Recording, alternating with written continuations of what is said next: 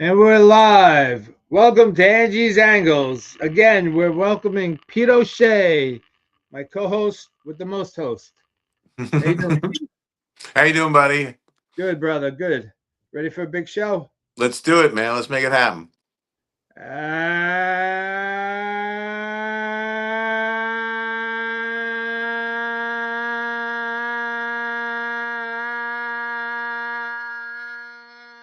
Good evening, everybody. Welcome to another edition of Angie's Angles. It is 8:30 on Thursday, February the 19th, in the year of my Lord 2026. Harold, what's going on, brother? Harold, my brother, what's happening, my man? So, a little programming note. Next week, I'll be broadcasting live from St. Petersburg, Florida, going down to celebrate myself and Brett Milletta's birthday. We share the same birthday, believe it or not. He's a young whippersnapper. He's turning 60. I shall be turning 21. I shall be turning 61, but we share the same birthday. So next week, watch me live. I'll probably be doing it from his balcony, smoking my cigar and screaming my bloody head off. Also, another programming note: March 19th, there'll be no Angie's Angles, as me and the family will be taking a little cruise, and I don't pay for the Wi-Fi on the cruise. Actually, I'm going to leave my phone in the locker in the room safe and just using it for pictures. If There you go. you know what I mean. Richie, what's up, Richie? Thanks for joining us, brother. Yes, Harold. Brett's just a kid. Ain't that the truth? So I'm going next week. We've already got our tickets booked. We're going to go see Pete Alonso play the Pittsburgh Pirates in Bradenton. I've got my tickets on the first base line. I'm going to contact the minor league ballpark and see if my podcast qualifies as field access. I'm going to talk to the marketing department, try to get a couple words from Petey. And then I think it's either the day or the next day, the day after, we're headed over to the West Coast to St. Lucie, and we're going to catch the Mets in spring training as they play the Nationals. So we'll be doing a whole bunch of what do they call them? The shorts, YouTube shorts. So watch for Angie's Angles next week, exploding in Florida. Let me ask you a question on that note. What's it going to be like if you get a chance to interview him when he's standing there in an Orioles uniform and we know he's not our Pete anymore? How does that feel? Well, the questions abound are like, well, I guess I'll drop a couple of comments first saying that Pete, majority of our fan base is sorry to see you go. I think the Mets treated you like the redheaded, ugly stepchild in the room. They showed you no respect. We respect what you brought to the Met organization. You're a premier number one home run power hitter in our franchise, quite capable of achieving 500 home runs. We wish you well, and we'll be keeping the home run counter on Angie's Angles. I also think he was a great citizen and a fantastic representative for our team in the community. He always worked the sidelines and was great with the fans. He's a guy who was a pillar. He was a guy at the moment, not for all time, but for right now. He was one of the four, big guys. He was on Mount Rushmore, Without a and doubt, yeah.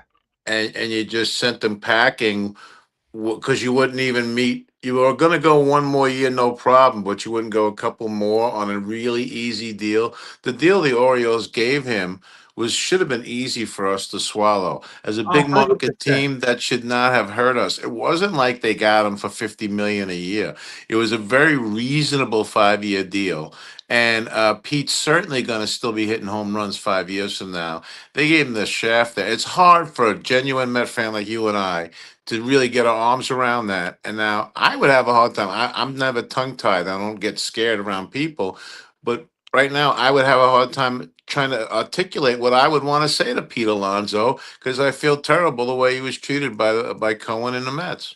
I that's the only move that I scratched my head over, Pete. Um, Alonzo was our polar bear. He was our quintessential clutch performer. I mean, he don't hit that 3-run home run in Milwaukee, we don't go anywhere. Exactly. You know, and he rose to the occasion many times. Now, he was streaky, sure, but count the number of 100 RBI seasons he has compared to Judge. Correct. Count the number of games played by one Pete Alonso compared to Aaron Judge over the course of their years. Pete blows them away. So, you know, I'm not trying to compare the two in terms of the baseball acumen, but the nonsense that Pete was going to be breaking down is complete hogwash. He had one of his best years this past year, 125 RBIs, and you have not replaced that, by the way. Polanco last year had 76.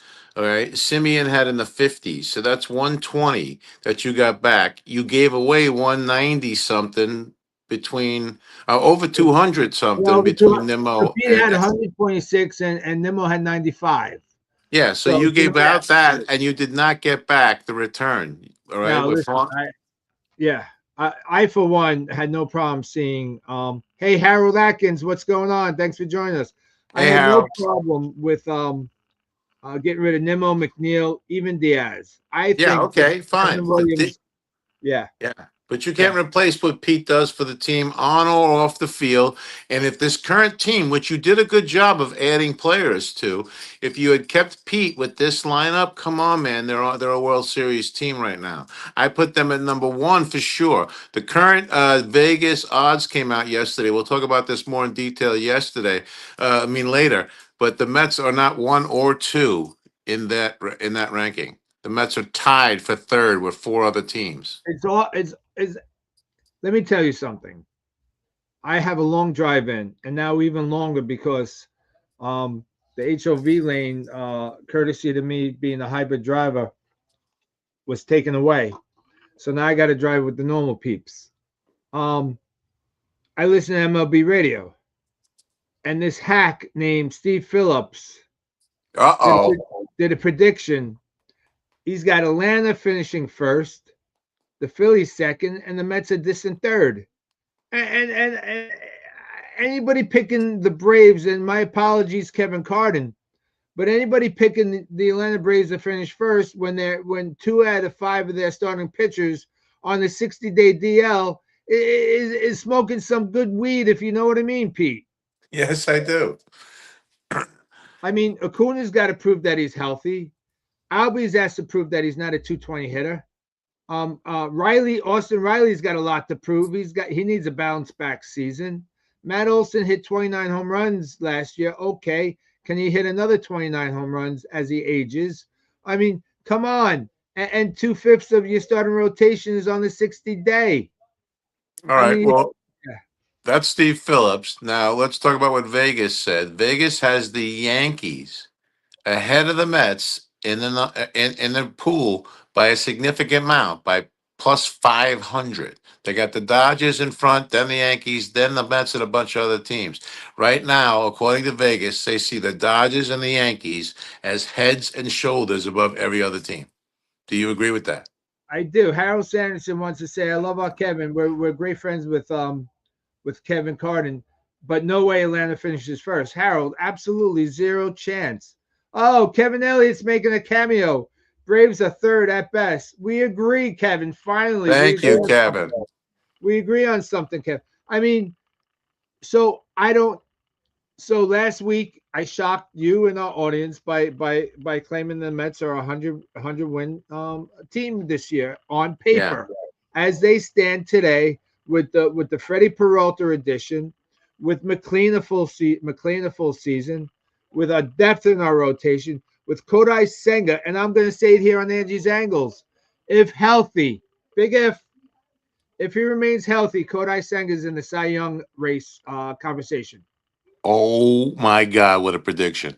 I'm telling you right here, because that guy was lights out. He was our best pitcher before the unfortunate errant throw at first base caused his hamstring pull. Now, if he remains healthy, and the Mets, I implore them to go with a 6-man rotation and make Kodai Senga your 6th pitcher. I don't need him 1. I don't need him 4. Make him your 6th pitcher. Okay. with this lineup, we have a bona fide guy in Bo Bichette, a legitimate 300 hitter. And I think Bo Bichette's going to give protection to Soto, who will walk more than he did last year, which will be a remarkable feat. But that would mean that his average is going to creep up also. So Soto could be anywhere from a 280 to a 295 hitter with Okay. 42 home runs. Okay. But remember last week you wanted Soto in the cleanup spot, right? I third Now, or fourth, correct. yeah, Third or but fourth. now Yeah. Soto in the introductory press conference he gave the other day said he's not worried about the fact that he lost Pete because he's got Bo. He said Bo makes great protection. I'm gonna have Bo right behind me. I'm not worried about a thing. So the way he sees it, the way Mendoza's already told him, they're gonna go Lindor 1, Soto 2, Bichette 3. It's awful. But Soto that's what they're can't gonna play go number. with. That's it. That's what they're Soto gonna can't be a number two guy. I'd do. swap those two guys. I'd I get. swap. I'd swap Soto and Bichette. I like your idea even better, putting somebody else in the 2 hole and putting Bichette 3 and Soto 4. I agree with you Fair enough. Yeah, 100%. fair But enough. they're not going to, right now, the way it looks, they're not going to do that. They're going to And, go 1, 2, 3 with their best 3 hitters. and Soto batted second for the majority of the first half of last season. Then they made him third, and then he went in Fuego. I mean, come on. So you can't put your best offensive prowess batting second. You You want can't him do on it. with you want him up with men on base. You want him up Right. more often with men on base. Lindor is not on base. He hits a solo home run. Whoop-de freaky dooey. Whip the freaking Dewey. You know what I'm saying? I hear So you. yeah, Kevin Elliott, wow, contributing to the show tonight. Kev, this is a rare occurrence. Senga's a 15-game winner quietly. I don't disagree. I Again, agree. is it, wait, Pete, did you read the Bible? Is the apocalypse upon us? Because Kevin Elliott's agreeing with Angie's angles. wait, wait a minute. I see mountains crumbling. I do. I see the seas splitting. Oh wait. Oh, the Euphrates River is dry. We're there. I mean, holy cannoli, Kevin Elliott coming through from downtown. So from you know, deep range. you know, overall, our team is vastly improved from last year. Vastly improved. Our pitching has depth upon depth upon depth, and I sound like Daffy Duck with the depth. Um, but and our offense, we no longer have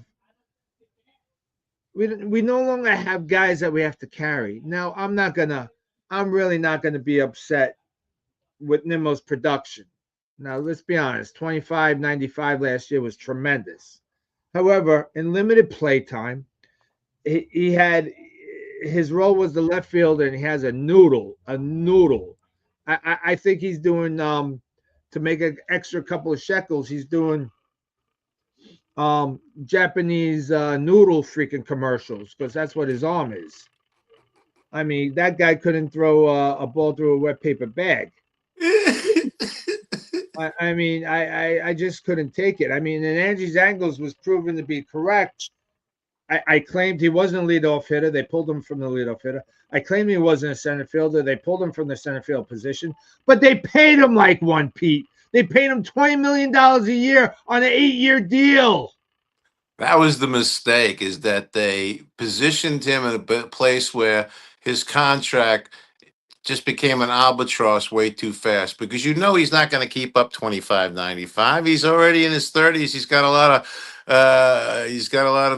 tread on the tire. He's been I mean, you talk about breaking down, but you gave this guy an 8-year, $120 million contract, but you couldn't do 155 for Pete. Yeah, it doesn't make any sense. It doesn't make any sense. He There's gave something Bichette a rotten in the lot state of of money. Denmark. You gave Bichette about 40 million a year, and you couldn't give Pete 30. I don't understand that. I said I'm just not going to get that. Look, you made this a different team. You said it's a better team. I think it's a different team. Okay, do I think it's better yet? I'm not prepared to make that statement, but it's a radically different team. It's a Last more year's contact team, It's Pete. a more contact team. It's a better defensive team. It's a deeper team. The lineup has length that it did not have last year. When you had McNeil at the end of the lineup and you had You Vientos had in a an off Kuna in season, there, you had right? Acuna in there, you had all these guys. The 6, 7, 8, and 9 last year Tyrone Taylor was one of was your playing a tops, lot. So six, right? 7, 8, and 9 did not do much for you at all last year. The whole bottom half of the lineup. You're going to have length in this lineup. You're going to have better defense. You've got better pitching. Peralta right away makes us a better pitching staff. So again, my only question is, where is the protection for those top three without Pete? Right? If you're going to go 1, 2, 3, Lindor, Soto, Bichette, like they want to, I guess Polanco becomes the four hitter, Broncos the and fourth I guy. don't see him as enough protection for those three. It just drives me bananas that you made all these changes and you did not leave yourself a big bopper in the lineup. Remember the Cardinals in the 80s? They had all that running guys, they had all that, but they still had Jack Clark. They knew they had to have one bopper, and we don't have one. We let Acuna, Ozuna go the other day to somebody. We let San Diego. Castellanos go. We had chances to put somebody in place at DH who could have provided that protection, even in the last few days, and we did not go for it. That's my worry. From 4, 5, and 6, are you going to get enough power to protect that 1, 2, and 3? Well, I think Pete. I think Brett Beatty is either going to shit or get off the pot. Okay, so I think Brett Beatty's prime for a monster year, and if we do Vientos, work him into that lineup, whether a DH or spelling third base in the blowout, we'll get his production also. See, Don't but I forget, wonder how you're going to get production from those two guys. There aren't enough at bats for both of them, so only one of them is going to get real at bats. And if it's Beatty, he's going to liable to get some of them in left field. Listen, that's really hard to be an infielder your whole life and then be asked to play left field. I think that affects his offense this year. I think he has a hard time with that adjustment. If you ask me, left field isn't as easy as it sounds. Mark Brooks, my brother from another, wants to say Nimmo sucks and I'm forecasting a great season. All Thanks for right, the Mark. good job, Mark. Harold once said Castellanos would not provide the needed pop anymore. I'm going to disagree with you, Harold. He has I a think reputation, at least. He has that. You have to fear him. He's big. He's scary looking. That's what I'm talking about. Listen, even if he hits only 20 home runs, he still has a reputation you have to take seriously. He's a large guy coming out that box. In the eighth inning with one run down, what Met do you have after 1, 2, and 3 that can scare you? You ain't got one of them now. I Kevin think they Elliott coming prepared. He's look at making him. a prediction that the Mets OBP will lead the league. Kevelytics facts. All Wow. right, Kev. Okay. So there's definitely that. There'll be a better on base percentage team. There'll be a better contact team, right? But are you seriously thinking you're going to get a big time season out of all these guys who have struggled? Simeon, Roberts, all these guys, you're going to get a good year out of all of them? They're all going to bounce back, Ange? Really? Yeah, I firmly believe it, Pete, because Every one of Robert, them? All of them? There's a lot all of of them. bounce back here, Well, now let's not. Okay, so Louis Robert is 28 years old, and part of right? his problem has been health. Okay, allegedly he's healthy, right? We all have to go on the assumption until they wind up like the Braves, 2/5 of their rotation on the 68. We have to assume that they're healthy. Luis Robert is 28 years old, coming out of a mom and pop organization like the Chicago White Sox, where they couldn't find home plate if they got driven there. Okay, so if they called an Uber, so Louis Robert is rejuvenated. Polanco is underrated in my humble opinion. Bo Bichette's a legitimate career 300 hitter. Juan Hmm. Soto is allegedly the next coming of Jesus Cristo. I mean, for God's sakes, we got the lineup. Now, however, Lindor rebounds from this hamate bone injury, that'll sap some power from him. So maybe instead of those home runs, he hits them off the wall or on the warning track and winds up on second base. So, and Francisco Alvarez, it's time to see what he's really made of. So Okay, there's another one. There's another Right. guy. Let's just take three guys right there: Alvarez, Beatty, Vientos. Do you get good seasons out of all three of those guys? So, as a baseball enthusiast or Met fan, yes, I mean they've all shown you those abilities, right? Okay. And we're gonna have a higher OBP like Kevin just predicted. Let's go with Kevin's analytics. We have a higher OBP. That puts the stress on the pitchers because now they got runners on the base. The runners can't become Greg Maddux and bounce the ball all over the plate for a strike. You got the ABS being instituted. So you got a lot of factors working against the pitchers this year. So they got to throw the ball over the plate. And the guys that we brought in are known entities to hit the ball. All right. Here's my next question. Because they now have the pitch clock, it makes it pretty easy to steal second base if you're good at this these days. Okay. So Roberts is rejuvenated. I'm watching some spring training footage. Him and Soto are buddies already, and they're connected at the hip and they're working hard in the outfield. So can Luis Roberts get up there, like really up there? Can he be a 60, 70, 80 RB, a stolen base guy? If he's put where he's allowed to be and given every chance, can he steal 75 bases? This is what I would do. I would start him my first, bat him first, Lindor second, Bichette third, Soto fourth, Polanco fifth, Alvarez, Beatty, Vientos, pick your poison, sixth, and then finish it off with the other guys. And I got a prediction. I don't think Ben starts coming up north. I don't think so. You don't think he breaks with the team? I don't. Wow. Okay, so then Beatty's the left fielder then? Beatty's the left fielder. And Vientos is the DH? Polanco might be playing right field. And Vientos, Vientos plays first. Okay. Or Polanco plays first and Taylor Beatty in plays right. right field. And Taylor plays right field. I'd rather see Beatty in right field. Then who plays left? Soto. Okay, sure. Okay, fair. Right. Okay. I forgot about that. Yes. So I put Beatty in right field, right. Vientos at DH, and Polanco at first base. Yeah. Now imagine having Beatty, Polanco, Vientos, Alvarez, Soto, Bichette, Lindor, Simeon, and Robert. That's a hell of a lineup, bro.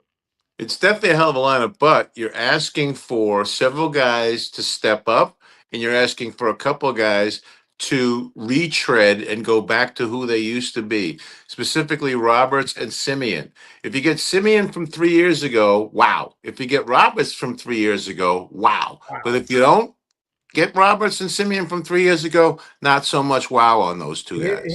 Here's what I brought up on Angie's Angles maybe a week or two ago.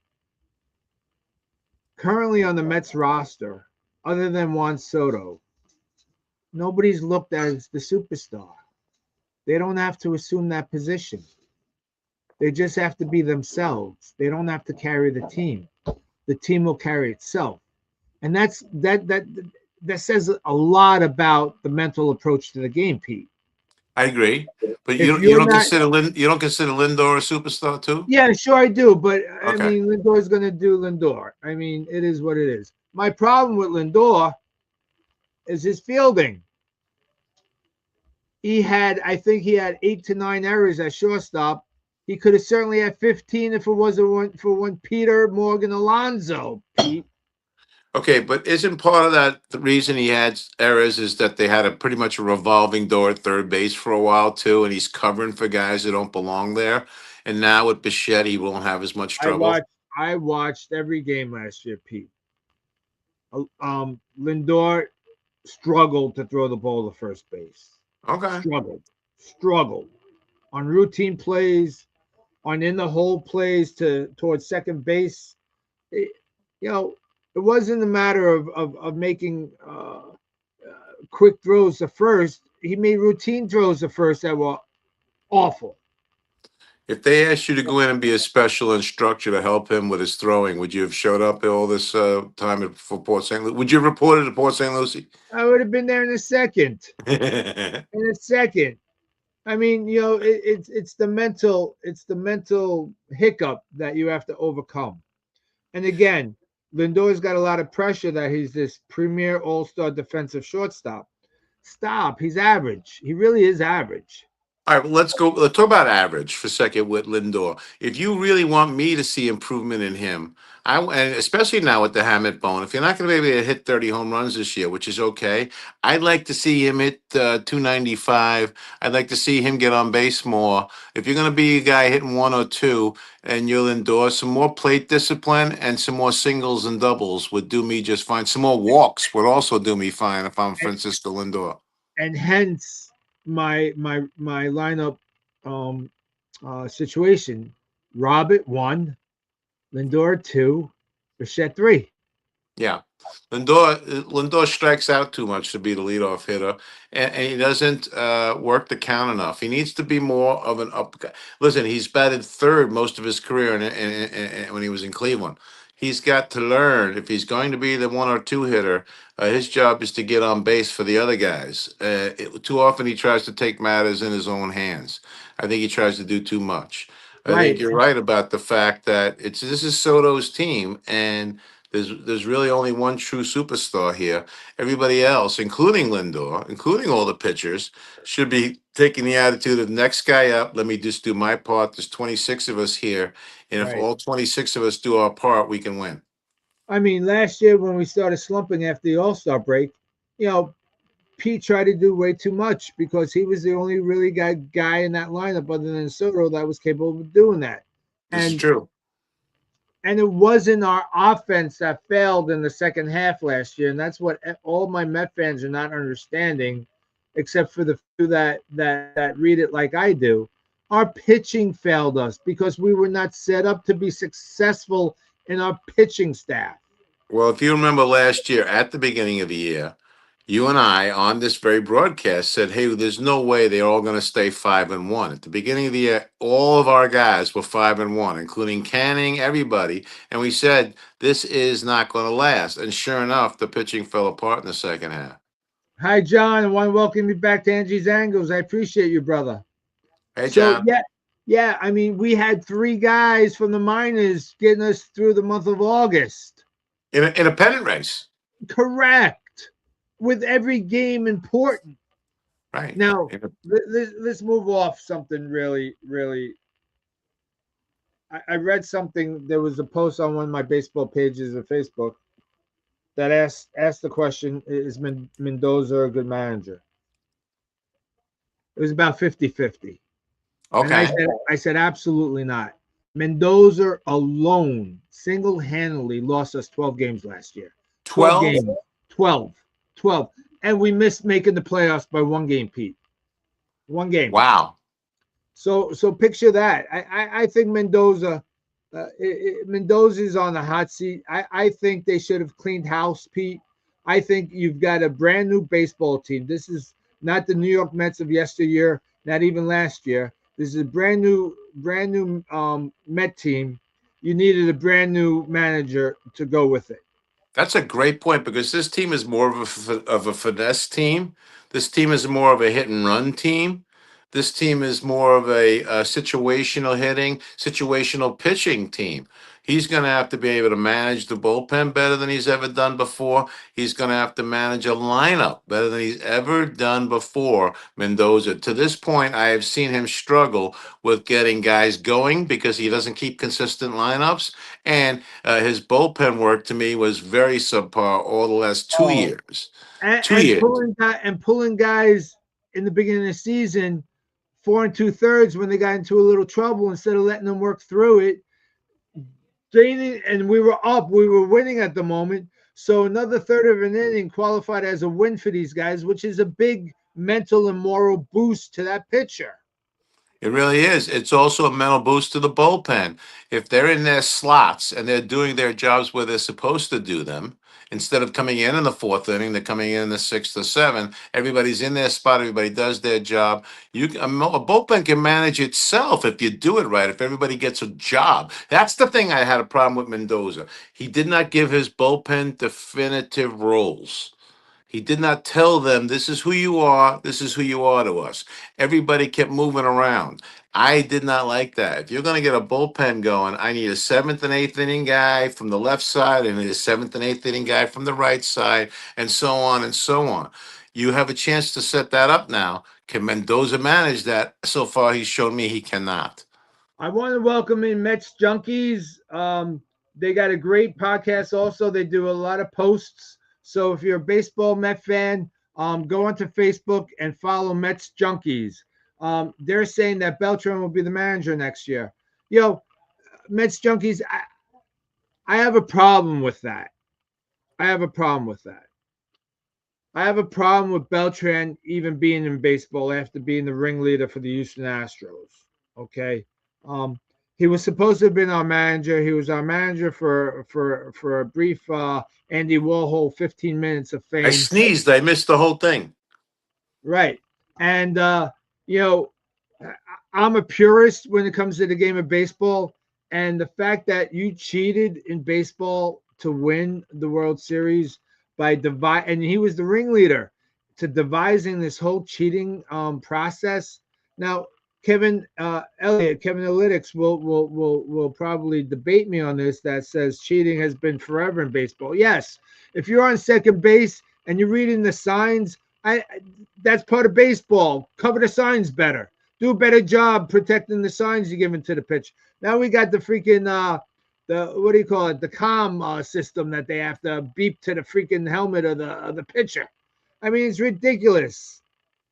I'm going to make another point. When ever did Carlos Beltrán manage before? Never.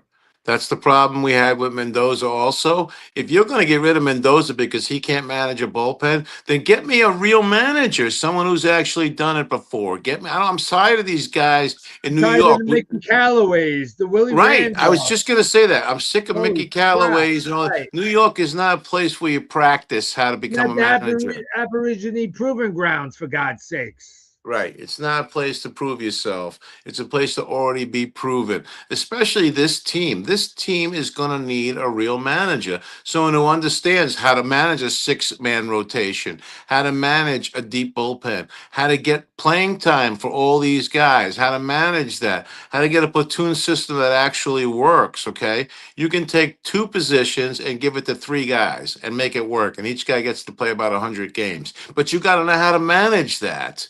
And I don't know that Mendoza can, and I don't know Beltrán could either. I want someone who knows how to do it. We should have never got rid of Buck Showalter, if you ask me. Well, Kevin Elliott will debate that until the cows come home. He thought Buck Showalter was mold on white bread. He was a little old, I guess, a little bit past the times, but at least he knows how to manage. Give me somebody with experience. That's what it needs. It needs this team. The way it's set up right now requires a manager who understands the new game. And I don't think Mendoza does, and I don't think Beltrán does either. Mets Junkies wants to add this front office wants yes men. I don't disagree with you, Mets Junkies, because Steve Cohen coming out and saying that as long as he's owner of the New York Mets, there will not be a captain. Well, that's fine with me. But then Steve Cohen, pony up and field the best team possible. You got the money, do it. And don't bring in 42-year-old Scherzers and freaking Verlanders, please. And, that was great for our team because that whole year the Mets were able to collect Social Security. I don't know if you knew that or not. The roster we were able to collect that whole year. It was great. I was totally against those signings, and I made a point when they signed those guys. I said Steve Cohen came out firing bullets, signing those two guys a $42 million a year deals. I go to satisfy the thirst and hunger of the Met fan base. I said, but that didn't help us because, as correctly predicted, injuries appeared, and then we supplanted them with Bobby Smith and Johnny Jones. Okay. All right, Pete. I mean, we didn't have viable backups for those two guys.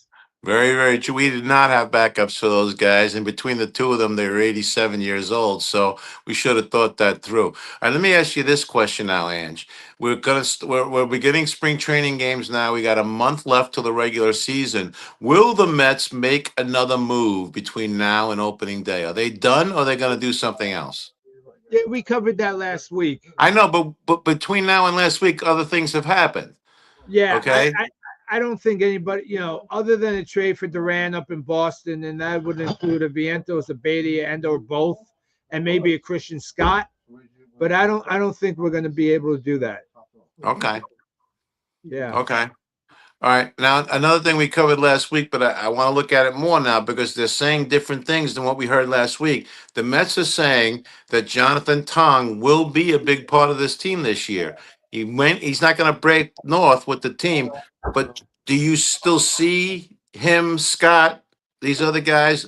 Where does all this fit in? If you really think about it, the Mets got 9 starting pitchers at the moment. Yeah, How I do you mean, make all this fit? we're talking about Tobias Myers being stretched out as a starter. I There you mean, go. yeah, You got too many now. What are you going to do with all this? You got a surplus out the window here. so Jonah Tong is, in my humble opinion, is still a big part of the Met future. He's going to start down in AAA, and he's going to work on a couple other pitches. He's 21, for God's sakes, Pete. Yeah. There's no reason to rush the kid. We had to rush the kid last year because our entire pitching staff spit the bit. And as predicted by Angie's Angles and Pete O'Shea. Yeah. So there's no problem having too many pitchers, Pete, in your wheelhouse. Okay, as we all know, today's modern day pitcher pitches averages 5.5 to 6 innings a game. Mhm. Okay, so you're going to need depth, you're going to need length, and that's why I implore Steve Cohen, David Stearns, Carlos Mendoza. Who is Carlos Mendoza? To implement the 6-man rotation. For the whole season. The whole from day 1 to day 162, Pete. Wow. Okay. You There's certainly no have reason enough why we pitching. shouldn't. Right. There's no reason we shouldn't do that in today's day and age. Now, if we're talking this 30 years ago, I'd be sounding like a loony bin. But that's today's pitcher. They're not conditioned.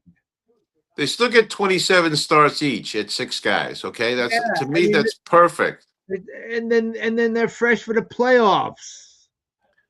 For God's sake. I kind of like this a lot. I like the idea. A 6-man rotation for the whole season allows you to set guys. You know what it also allows you to do? You can mix and match down the stretch, and so that you match up really well against the opposition because guys will be on extra rest. You'll have no trouble mixing and matching. It'll really make things interesting down the stretch, September, October. You know what I mean? Richie wants to ask a question. Can they all stay sharp in a 6-man rotation? Richie, here's the deal. Instead of doing a bullpen session day 2 after you start, you do it day 3. So you're getting an extra day of rest on your arm. And then you do your bullpen session. You do your sprint. You're still getting 27 starts. Do the math. 6 divided by 162. There's still enough work for each guy at that point, and they get the extra rest. And if you do it for the whole year, they get on a regular pattern again. They get to figure. It may take a little while to get adjusted, but once they're on a regular pattern, pitchers can work through that. Whether it's a short or a long amount of time off, if it's regular and there's a pattern, pitchers can adjust to it, and it'll be perfect. Now, what's going to happen is the injuries bug's going to hit. Say, for argument's sake, and I'm not saying this verbatim, but say, argument's sake, Minaya comes up hurt, and he's your third guy in the rotation.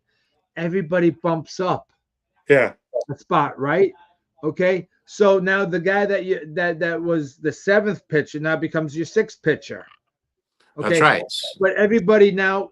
So the guy that was your 4th pitcher becomes number 3, and his workload increases a little bit. He stretches out a little bit better. I mean, it's definitely doable. Because you have Scott and you have Tong, who will both start the AAA, you have 7 and 8 sitting there waiting to go. If you keep them stretched out and ready to go, any injury that comes along, you just plug one of the two of them in and just keep on going with 6. Good night, Harold. Thanks as always for joining Angie's Angles. We appreciate you. Love you, buddy. So, you know, spring training is upon us. I'm so psyched to be going to Florida next week. The last time I was at a spring training game, I think the year was 1983, Pete. Is that And right? I saw Paul Wilson pitching in spring training, and I called it back then. I didn't have the podcast. We didn't have the internet, whatnot. I said Paul Wilson will never make it because he was a cross thrower. He threw across his body violently. And the fact that he wore dresses? the fact that he threw across his body ruined his arm. Yeah, it did. And they didn't fix him. And he didn't last long because of the torque on his arm. You cannot throw 90 miles an hour consistently across your body. You can't do it. Very true. Very true. All right. Well, since you're right, we have hit spring training. We're just about there. I want to see your blood boil a little bit. So I'm going to ask you this question. Because I love doing this, it's fun. Give me the reasons why and how fast you would throw Rob Manfred out of that office on his butt if you had the chance. If you could do it today and you could just drive into Manhattan and literally yank him out of that chair, would you do it? And then, So Pete, I've been guilty on Angie's Angles of saying that, God forbid, Rob Manfred ever showed up on the live, they're knocking at my door at 2 a.m. because I'm the prime suspect. Okay. So you don't. Good night, Kevin. Thank you. You don't even have to ask that. You don't have to ask that question. The problem with Rob Manfred is I think he is placating the bean counters. He's placating the corporations of Major League Baseball. He's placating some of the owners, etc., etc. Rob Manfred has, in my humbled opinion, ruined the game of baseball that you and I grew up on, Pete, and that can't be argued. That there's no debate, there's no argument. It's a hard period! Exclamation point. He's absolutely turned the rules and the history of baseball on its heels. Okay. The larger bases, the two disengagements, the ghost runner, the time clock, absolute insanity. Now we got the ABS system. I mean, for God's sakes, if I'm the umpires union, I'd be yelling, Harry Carey. I mean, you're taking away a lot of their ability to call the game. I agree, and he does it. He does it in a way, almost like where he's rubbing it in your face that he's messing with the game, and you can't stop him. Right. He's got a smug little attitude about it that I don't like. Now, I got news for you. This Tony Clark resignation. Oh, yeah. Speaks volumes about the upcoming arbitration collective bargaining agreement. Speaks volumes. Bruce Meyer, I think, is the gentleman's name, who was unanimously voted as a temporary head of the union. Now, Bruce Meyer last year, or the last time we had the lockout, whatever. He negotiated, yeah. He negotiated, but he was a proponent of holding out. All right. So he's a bad guy, in my opinion. Okay. He's a bad guy. Now, I don't think a salary, not that I don't think, I know a salary cap will never be implemented in Major League Baseball. It's never going to happen. There's no chance in hell. And the owners are making a gazillion dollars. The players are making a gazillion dollars. And they got to find a happy medium if it's possible. What is needed in Major League Baseball is a floor. You have to have a floor. And it can't be sub-basement. So what I mean by that, Pete, you got to force the teams like the Pirates, the Tampa Bay Devil Rays, until recently the Chicago Cubs, Cincinnati Reds, Milwaukee Brewers, to spend a minimum amount of money on their payroll. You must have a minimum payroll floor that these teams must invest their money into, because the top tier teams are getting tired of supplementing. It's like a tax bracket. Mandami wants the top 90% of New Yorkers to pay for the top 1% of New Yorkers to pay for the 99% lower bracket people. And then those top 1%ers are leaving. They're leaving New York, right? And I'm not trying to make this political. I'm just using that as an example. You No, you're can't right. you can't ask the top 10 teams to bail out the bottom 20, because that's going to get old rather quickly. So does Tony Clark's libido, by the way, that was his sister-in-law that he hired and then was having an affair Yes, with. correct. Okay. So does that now put this entire CBA in jeopardy now? Because Meyer, you're absolutely right, was a big proponent of the lockout. He did not want to keep negotiating. So does Tony Clark's libido put all of baseball in jeopardy right now? Yeah, I think it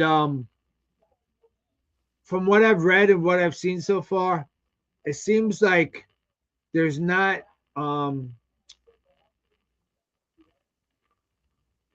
what's the word I'm looking for? There's not cohesiveness amongst the ranks of the baseball players. Okay. You got again in baseball, you got the top 5% billionaires, and then the 95% are making league minimum or a little bit better. Okay. So the young guys want to play baseball and make the money. The older guys, the established stars, are making the gazillions. And you have to have a majority in that union vote, yes or no. It's not a 10% vote. It's a majority vote. And from what I understand is that the rank and file are not lockstep with lockout or a strike. Okay. But are the locks? But so who's going to give in this thing? The owners say it's got to be a cap. The union says never. You're telling me it's never going to happen. How do the players finally break the owners down that that doesn't happen? How do we get that?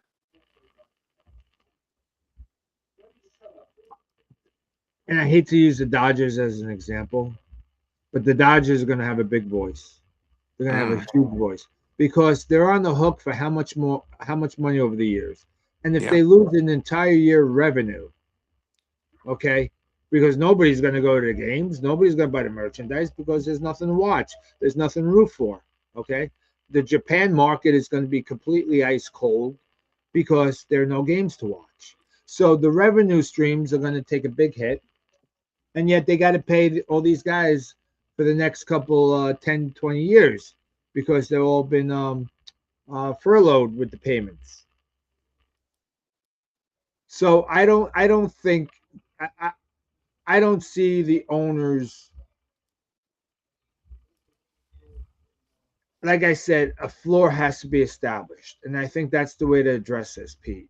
That they all have to get together and say the Pirates, the Tampa Bay Devil Rays, uh, they got to meet a minimum $150 million payroll every year. They have to have one because that's the only way that you keep this thing afloat.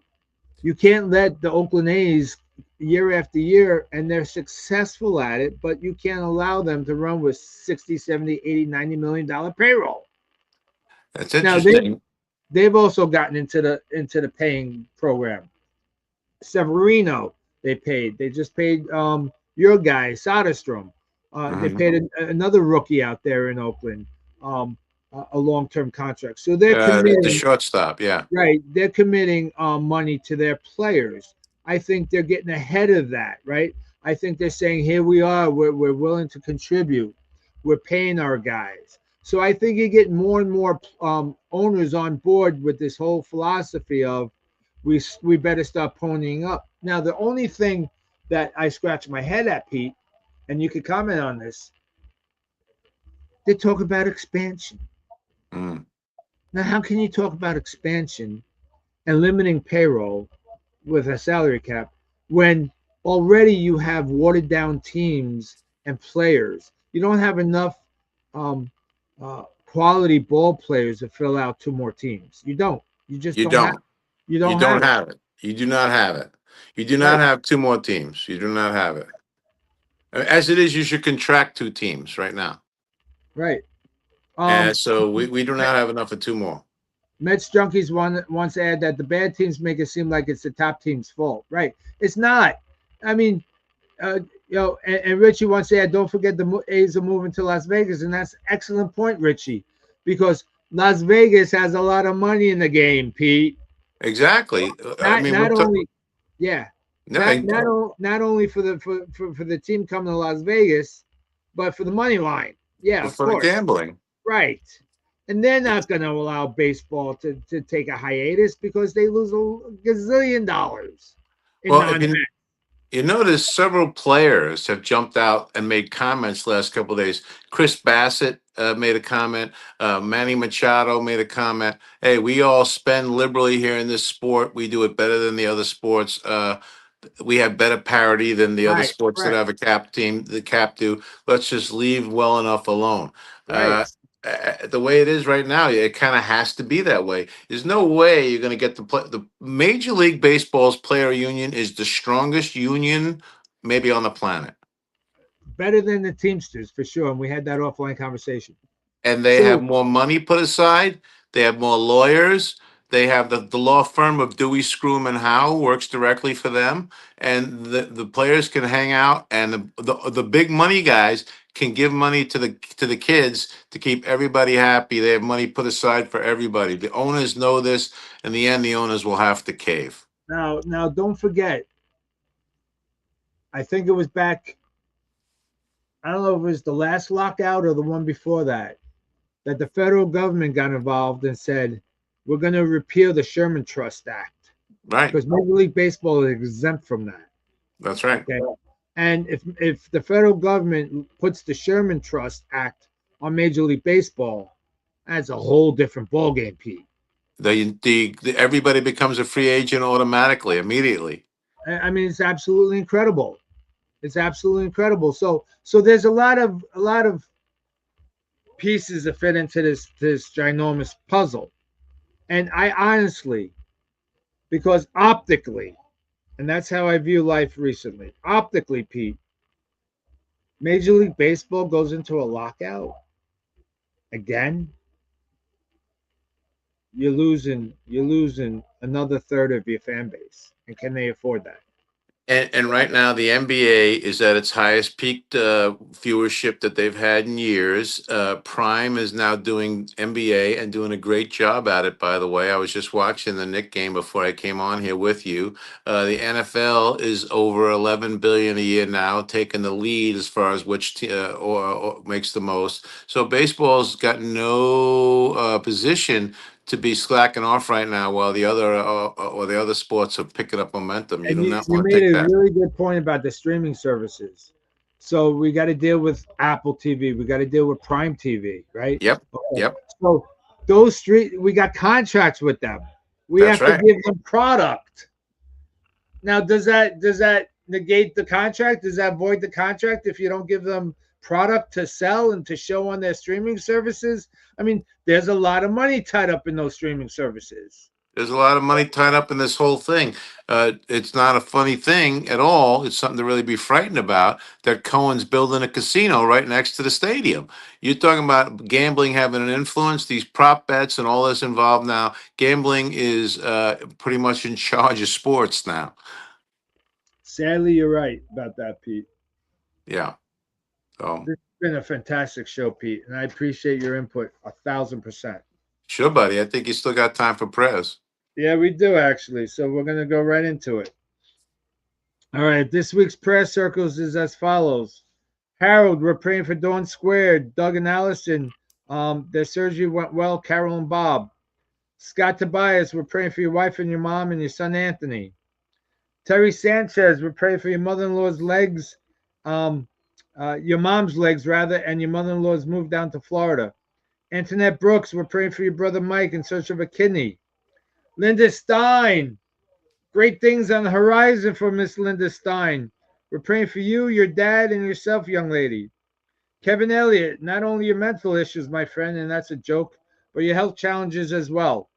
Kraus family, we're praying that Aubrey remains in remission from her cancer. Deb and Lee, we're praying for you guys down in Maryland as Lee battles his diagnoses. Marianne Bello, we have sad news to report that on, I believe it was February 6th. Her mom passed away. Marianne Bello is a good friend from high school who lives in Las Vegas now, and she could give us updates on the A's when they move there. But we want to send our condolences to the Bello family, including Christina Bello, Marianne's niece. Larry Levy, praying for your wife Frida as her cancer remains in remission. Mr. McGowan, sir, we have your six, sir. Ralph, good friend from Smoke Therapy here. We're praying for your health and your personal issues, my friend. Peter Shani, as they open up yet another chapter in the O'Shea family book, headed north to Florida.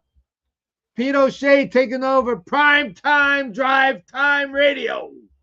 Give us a little update on that, Pete. Oh, very exciting. So I start on March the 17th as the afternoon drive time guy for WEAG 106.3 FM in Stark, Florida. And then it'll be syndicated by mid-April. We bought a satellite network and we got several other radio stations we are buying as well. So, and Angie's Angles will be part of that network. So we're very, very excited to be adding you guys in. I'm excited about that next chapter in my book. Mm-hmm. Big John, Smoke Therapy Buddy, we're praying for your friend Irene. Joe Echevarria, we're praying for your blood your heart condition. West Coast, Dave Prince, we're praying for your blood work. Johnny Barbecue, you're making great strides in recovering from sciatica surgery. John W., we're praying for Elizabeth. Johnny V., we're praying for your father-in-law. Eric Floyd, we're praying for your mom Janet, battling pneumonia. Mark Brooks, stay vertical, my good brother, and we're praying for Anaya's uncle. My sister-in-law Kelly, we're praying for her as she faces upcoming surgery. We're going to throw Barbara in there as she's recently been diagnosed with low iron, so she's going for an infusion on Sunday. So my good wife Barbara, we're praying for that. Tom's friend Pat, we're praying for, and we're praying for Angie, my son, with a promotion potential at Starbucks. So that rounds out this week's prayer circles. Don't forget, if you have a prayer. Can I add two in real fast? Yep. Okay, so my grandson, Luca, who's 5 months old, just got out of the hospital, was having a couple of problems. And my wife's aunt, Cindy, passed this afternoon. She was 91. And so Shannon's cousins and aunts and everybody pray for them as they're dealing with that. She was the matriarch of the family. So condolences to Shannon's family, Pete. Thank you. And prayers for Luca for sure. Yeah. All right. So don't forget the programming notes. Next week I'll be broadcasting live from St. Petersburg, Florida. And then March 19th, there'll be no Angie's Angles, as I'll be out in the Atlantic somewhere enjoying some festivities. Good night. God bless. I love you. Thanks for watching.